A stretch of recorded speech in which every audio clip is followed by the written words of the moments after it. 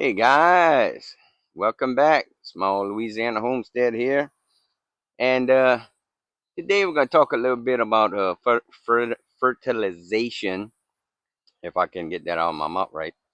Um, as you can see at the beginning of the video, I went ahead and I planted some more carrots and some more beets in those two little metal beds, and I want to see the difference between whenever I started my other tomatoes. I actually have two tomato plants that volunteered too. I'm gonna show y'all that. The other carrots and beets that I planted in August, and I want to see the difference and see if it makes a difference. Just to kind of, I guess, prove a point to myself, I guess, in a way, to see if I didn't jump the gun going too early, rather than most people waiting till now to go ahead and plant those types of vegetables for the fall.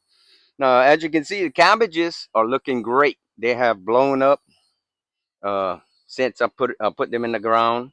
I'm gonna show you all the cauliflower also. These things they are taking off like crazy. And I would say that I am gonna say that this shade cloth is helping out a lot because it's still in the 90s right now. But today we're supposed to have a little cool front. We have a northeasternly wind coming through, breeze coming through. So hopefully we can get these temps down at night for sure, so these plants can rest at night. And then during the day, the mid to upper 80s is they're just fine for these for what we have planted so far. So the last couple of weeks, I went ahead and I think I had showed y'all that I was using the organic liquid fertilizer, the AgriThrive, and I'm sure that helped a lot. And like I told y'all in that last video, I believe it was that that does benefit your soil as it does the plant, and the plant can take it up a lot faster in its liquid form. It's already organic, it's already broken down. But today I'm going to switch it up. I'm going to go ahead and put some triple 13 around the plants, just a little scoop. I have a little, what it is, I don't know if it's a little cup or whatever, scoop, half a cup maybe. I'm going to put one like that, about a half of one like that around each plant. I'm just going to put it around near the root system. Do not dump this on your on the leaves because it can burn it. You just want to put it around the root system. And you can also spread it around, and you can take your hand with a glove or whatever, kind of put it down in the soil. About a half of that little cup I'm gonna put around these plants. I like to swap it around, get the plants going real good strong root system for when it's cooler weather comes. I mean, these plants can pretty much handle the cool weather. Freeze, well, that'd be another story, but I deal with that every year. If I get a freeze or if I don't get a freeze, we may have to cover them. All depends. So that's basically all I'm gonna do with the cabbages. I'm gonna go ahead and do the same with the cauliflowers. I'm gonna go ahead and show you what they look like. All right, guys, and here you go. Look how much bigger they are within what two 2 weeks, I think it was, that I had went ahead and planted them. They went from that looking hopeless to some of them almost 10 inches tall already. So you can see the difference in starting a seed and a little thing with no fertilizer, and once you put it in the ground and you got some real good healthy soil and you take care of your soil, it just that it makes all the difference in the world. But here I'm gonna do the same thing. Like I said, I like to swap it around here and there. But as I get closer and closer to making that head of cauliflower, I'm gonna completely stop the fertilization like I'm doing now. So I'll probably do this 2 more times, and then by that time, I'm just gonna let whatever's in the soil take care of the plant till the plant's completely done. Because you gotta watch how you fertilize sometimes. Too much nitrogen, we all know that it's just gonna make a one big beautiful plant, and your production is gonna be minimum. So you just right now it's crucial to keep the plant going, to get it nice and strong, because these cauliflowers that I planted, they make some massive heads. And if y'all seen in some of my earlier videos of some of the lavender ones and the clementine, it's kind of like an orange one that I had harvested. They were really big.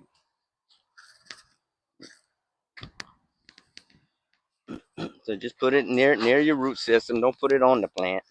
Or if you got a irrigation system like what I got, you just put it near the little deal, the emitter, and then it's gonna start to break down, and the plant's gonna take it up as it dissolves.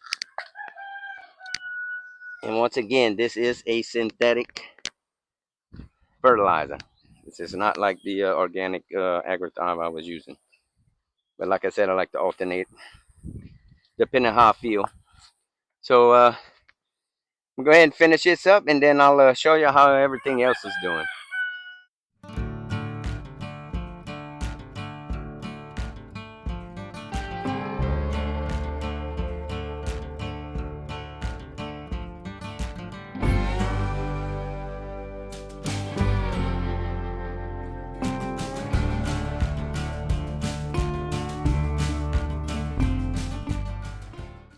All right, guys, you see our llama beans right here. They are full of pods. I have some larger pods, and I have some smaller ones. You can see that right here. They're all over it, inside and out. It's full, and I have not added any insecticide since the last time. Well, actually once, and it looks like I may have taken care of the problem of that leaf cutter, and there was this little green it's a little worm or something. I'm not sure exactly what it is. Kind of neon green that was eating on some of the leaves. But just keep an eye on it. As far as fertilization, I have stopped fertilizing this over a month ago, and you can see how well it's doing. Um, it's really thick in here. The flowers are holding on because the heat is down. Because I had replanted, you know, a little after the heat started. That was at its peak during the summer. So the flowers are holding on. Um, the Got some dry leaves in here also. I like to pull some of that out. They ain't doing the plant no good. Ain't no point in staying in there. But anyway, as far as for the fertilization, like I said, I shut that down.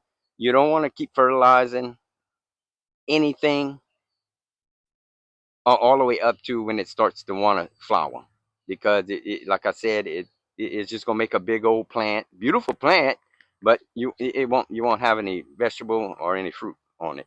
So other than that, it's doing real good. I got some pretty pods on there, and then as soon as we do another garden tour in the future, I'll show you how I'll show you a little closer on it.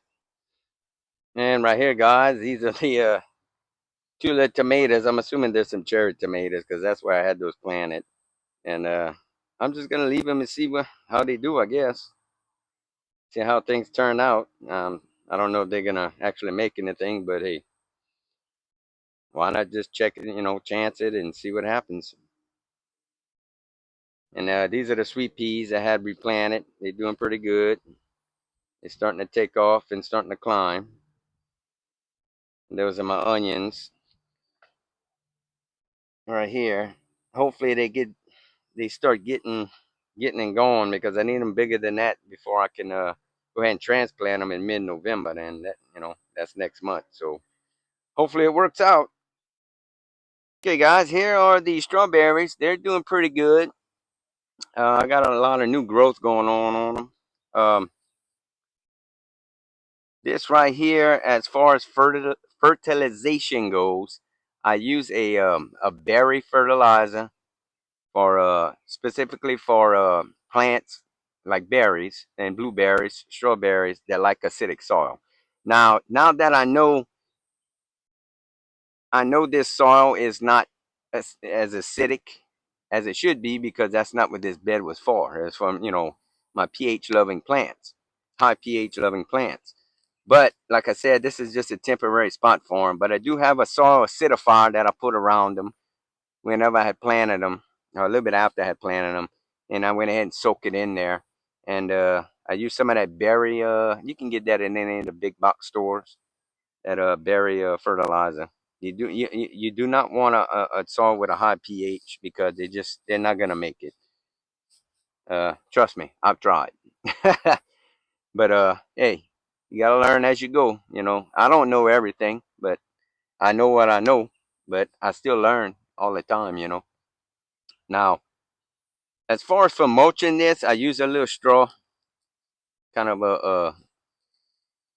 I don't know what you would call it. It's not a hay or anything, but I get it from Tractor Supply. It comes in a bag. Um, One thing I know for sure: do not use wood mulch in your raised beds. Okay, Eh, wood mulch ties up nitrogen first of all, and as far as for insects, it harbors things like pill bugs. It looks like a little roly poly.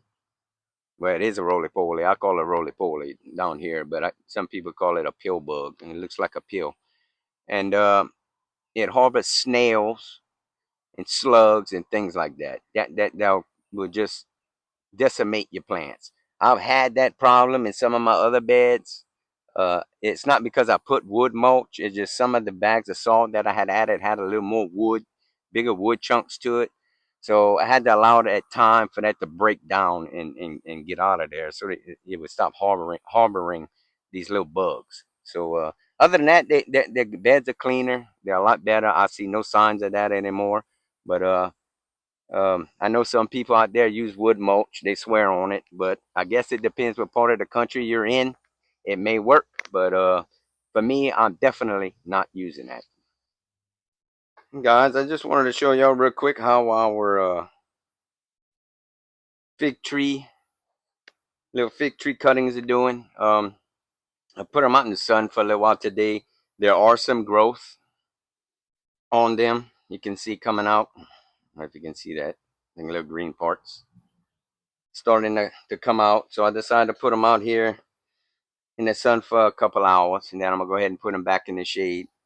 Uh, this does not mean there's roots, because I can guarantee you I can pull one or two or all of these up. There's no roots on them. Okay, what it's doing is it's pulling from the inside of the little stalk. It's pulling the nutrients and the water in. That's what's causing these little nodules to bloom. And I got the tops covered out on the ones that I had cut, so it doesn't act like a wick and then keep wickening and wickening and it end up drying out the entire thing, and it dying, drying out. But as far as for fertilization for this, there's no fertilizer anytime soon for these until they get a nice root system, and I go ahead and I transplant them in their each individual pots. Then I'll go ahead and I'll probably go ahead and use just triple 13 or synthetic fertilizer on these. Well, guys, that's it for today. I just wanted to talk about that fertilization, that word I can't seem to get right to come out of my mouth. uh, I just want to talk a little bit about that, and then show y'all a little bit more planting that I did today, and how a few other things we're doing. And if y'all have any questions or comments, y'all leave them in the comment section below. And I hope y'all learned something, and hopefully I am being a very informative person uh, for y'all out there, for those of y'all that's just starting y'all garden journey. Like I said, I've been doing this my whole life, but I haven't really tried to explain it to anybody. So hey, I'm still learning too. So well, God bless. I will see y'all later. Y'all have a great week. See y'all later.